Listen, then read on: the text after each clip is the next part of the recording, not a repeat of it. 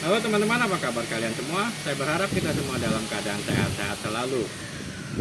Saya percaya setiap dari kita tentu menginginkan, merindukan yang namanya sebuah hidup baru. Hidup yang berdasarkan di dalam kasih, kebenaran, serta kerahiman Allah. Dengan kata lain, Allah menjadi sumber harapan hidup baru bagi kita setiap orang yang percaya.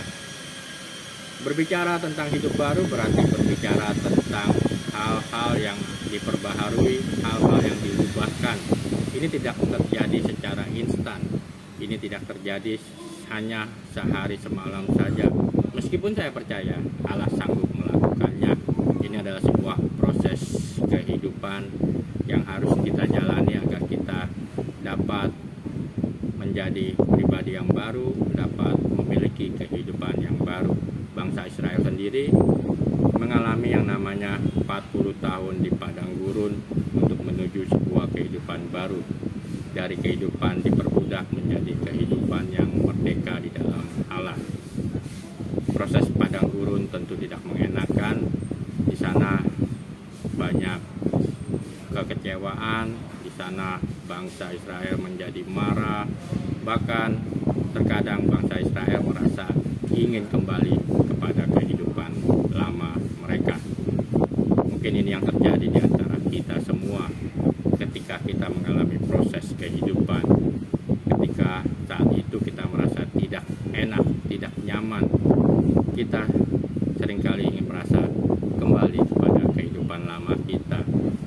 Dan menjadi tantangan kita, menjadi pertanyaan kita, mengapa Tuhan Allah mengizinkan proses ini terjadi. Tidak lain adalah Tuhan Allah menginginkan agar kita semakin mengenal Allah yang kita sembah. Di sana meskipun bangsa Israel banyak protes, banyak marahnya, tetapi Tuhan Allah tetap menuntun mereka dengan setia. Tuhan Allah tetap menunjukkan kasih setianya di dalam berbagai peristiwa perjalanan di padang gurun. Di sana diharapkan iman mereka dapat bertumbuh, karakter mereka dapat berkembang menjadi seperti Tuhan Allah inginkan. Kita juga demikian. Di dalam setiap proses kita diharapkan justru memiliki iman yang semakin bertumbuh, memiliki karakter yang semakin dimurnikan, semakin menjadi seperti Tuhan Yesus. Pada pertemuan yang pertama bulan Kitab Suci Nasional tahun 2022 dengan judul Allah Sumber Harapan untuk Menangkis Mentalitas Keagamaan Palsu. Mungkin saat sekarang kita memiliki yang namanya mentalitas palsu. Kita percaya pada Tuhan tetapi kita menaruh harapan kepada ilah-ilah yang lain. Kita percaya kepada Tuhan namun kita tidak bersemangat di dalam Tuhan. Bisa jadi karena proses kehidupan yang kita lalui seringkali membuat kita kecewa, membuat iman kita terguncang. Contohnya ya seperti pandemi Covid 2 tahun yang sudah kita jalani. Tentu banyak kisah-kisah yang sedih kalau diceritakan. Kita kehilangan teman-teman ataupun saudara yang kita kasihi.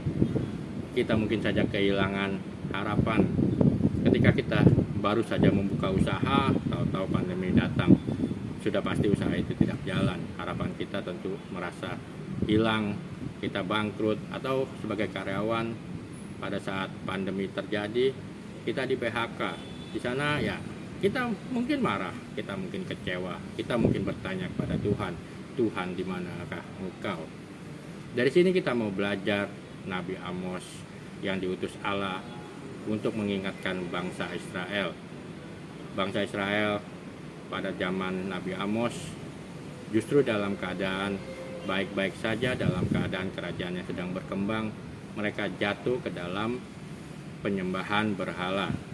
Mungkin setelah kejadian yang lalu, setelah kejadian masa pandemi, saat sekarang kita merasa baik-baik saja. Tetapi ada sesuatu hal justru yang salah di dalam kehidupan kita. Maka Nabi Amos berseru, carilah Tuhan, maka kamu akan hidup. Apakah Tuhan benar-benar menghilang di hadapan mereka? Atau Tuhan mau mereka sungguh-sungguh kembali memfokuskan pikiran dan hati kepada Allah? Kita mau kembali memfokuskan hidup kita kembali memfokuskan pikiran kita kepada Allah, sumber harapan hidup baru kita. Kita boleh-boleh saja saat itu kecewa, kita boleh saja saat itu mungkin marah, kita boleh saja saat itu iman kita terguncang, tetapi kita tidak mau hidup di dalam keguncangan iman, kita tidak mau hidup di dalam kemarahan kita. Kita mau bangkit, kita mau kembali memperbaharui diri kita, mencari Allah dengan sungguh-sungguh, sehingga iman kita dapat bertumbuh, sehingga kita juga dapat melihat di balik setiap peristiwa yang terjadi bahwa kasih Allah selalu ada. Di balik setiap peristiwa yang mungkin tidak mengenakan bagi kita, Allah tetap menyertai kita. Yang kedua, Nabi Amos juga berseru, jangan datang ke Betel, Gilgal, dan Berseba. Betel, Gilgal, dan Berseba adalah tempat yang kudus pada zaman dulunya. Namun di dalam perjalanannya, bangsa Israel menjadikan tempat ini penyembahan berhala. Mungkin saja kita juga demikian ketika kita menjadikan gereja kita, diri kita yang dulunya kudus, tempat perjumpaan dengan Allah, kita jadikan tempat penyembahan berhala. Kita ke gereja tidak lagi mencari Tuhan, kita ke gereja hanya mencari kesenangan diri kita sendiri.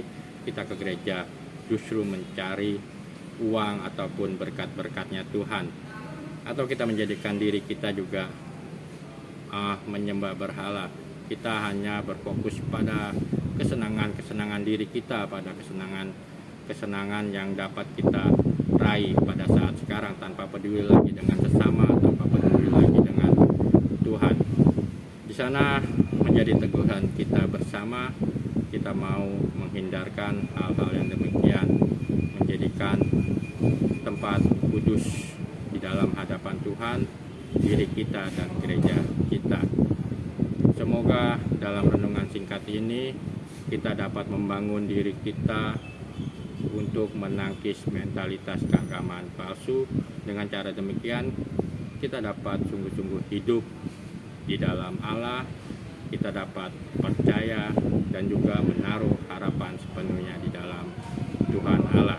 Kita dapat percaya dan kita juga selalu giat di dalam kehidupan kita, di dalam gereja, di dalam perjumpaan-perjumpaan dengan Tuhan, agar hidup kita boleh semakin bertumbuh di dalam iman, semakin memiliki karakter-karakter yang baik seturut dengan kehendak Tuhan Allah.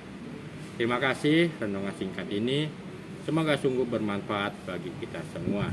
Tetap setia, tetap semangat, biar belum jadilah terang.